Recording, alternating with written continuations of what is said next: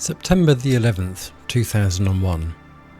A day the world will never forget. Nearly 3,000 lives lost in an instant. Mothers, fathers, sons and daughters, gone. Today, we pause to honour them. Their memory deserves not only to be cherished, but also to be respected with the truth, whatever that may be. For me, that day wasn't just a tragedy. It became essentially the beginning of my journey. A journey of questions. Questions that wouldn't go away. Questions that forced me to look deeper and to peel back the layers and to ask, what really did happen on 9/11?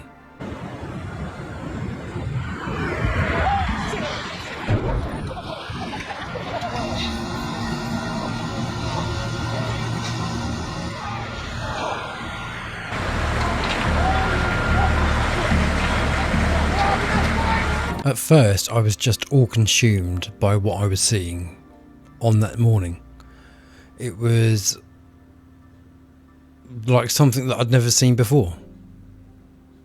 And literally like I was watching a Hollywood movie. Have a very tragic alert for you right now. Incredible plane crash into the World Trade Center. Holy fuck! Into the middle of it, explosion. My God, it's right in the middle of the building. And that in itself started my first question. Everything about what was captured that we saw on the news was done so perfectly. I began to notice things didn't sit right. Why did we see so little wreckage at all of the sites? That it right there? That's it. That's it? That is the whole thing. That is the whole home. As you know, the way it looked to me is this scrapes off to the sides of the main crater with a wing.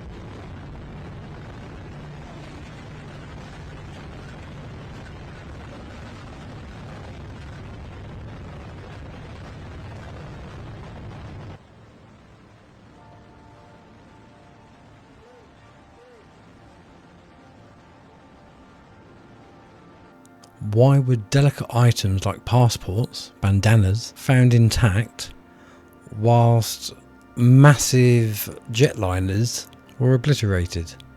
And then you had the phone calls which were being made on mobile phones at whatever altitude the planes were flying, which today you wouldn't think anything of it, but back in 2001 that technology didn't exist. It wasn't good enough to be able to make phone calls from the air. And I will never forget a clip, and at the time of recording this I haven't got it, but if I am able to find it, I'll play it. And it's a clip I believe to be of an air stewardess talking to her husband, and at the very last bit as she's hanging up, she says what sounds like, "It's a trick." It's like, "It's a trick," and then hangs up. Make of that what you will. Hi, baby. Baby, you have to listen to me carefully. I'm on a plane that's been hijacked. I'm on the plane. I'm calling from the plane. I want to tell you I love you. I don't know what to say. There's 3 guys. They've hijacked the plane. I'm trying to be calm. I hope to be able to see your face again, baby. I love you. Bye. End of message.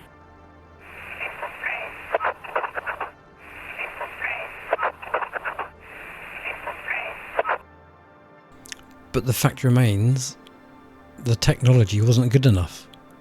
So how can that be? And the images of Flight 175 slicing into a steel and concrete skyscraper like a knife through butter. We've seen it from the front angle before, but not from this angle.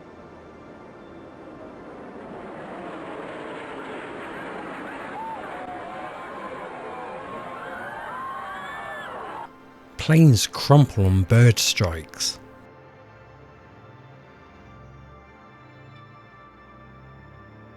Yet here, an aluminium cone seems to glide through solid steel. Does that line up with what we know about physics? And then let's not forget when the BBC inadvertently reported the World Trade Center 7 collapsing before it even happened. Now, more on the latest building collapse in New York. You might have heard a few moments ago I was talking about the Salomon Brothers building collapsing. And indeed it has. Apparently that's only a few hundred yards away from where the World Trade Center towers were. As you can see behind me... Tower 7? Falling into its own footprint, just like how a controlled demolition would.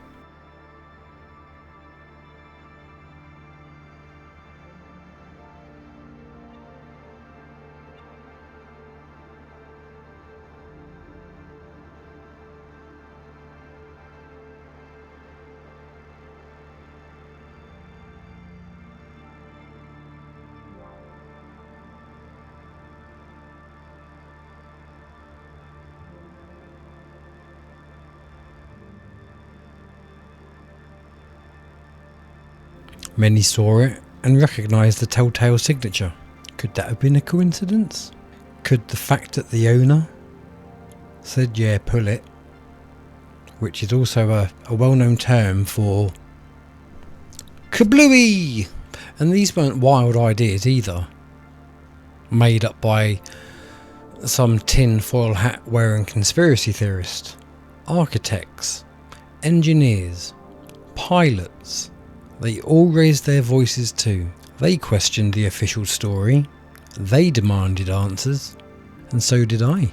Not out of disrespect, but out of reverence for the lives lost. Because truth matters, and truth, in my opinion, is the only way to honour them. 9/11 changed the world, and it changed me at the ripe old age of 21. I learned that sometimes the story we're told isn't always the whole story.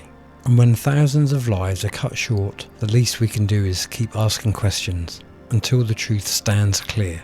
This video is about remembrance. It's about refusing to let go of the pursuit of truth. For those that died on 9/11, may their memory never fade, and may we all find the courage to uncover what lies beneath.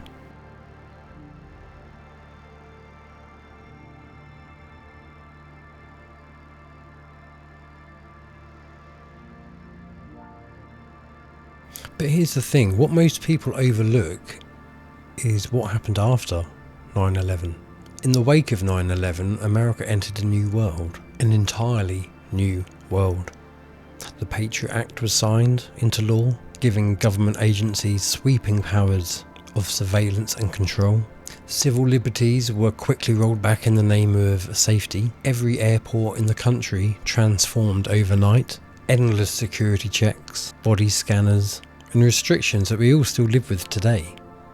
And then came the wars. Afghanistan, then Iraq.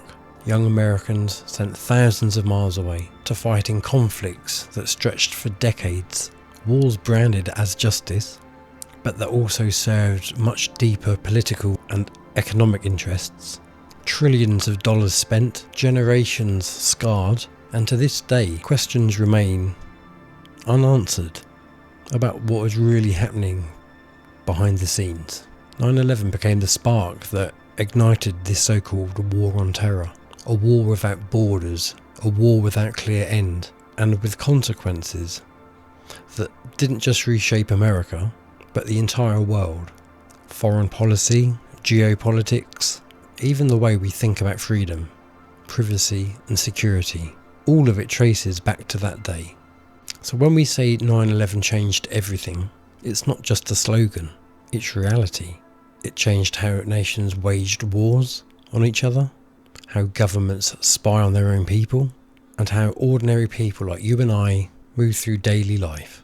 And so if you want to understand the 21st century, you need to understand how 9/11 truly changed it all. Let me know what you think in the comments. Look after yourselves. Bye for now.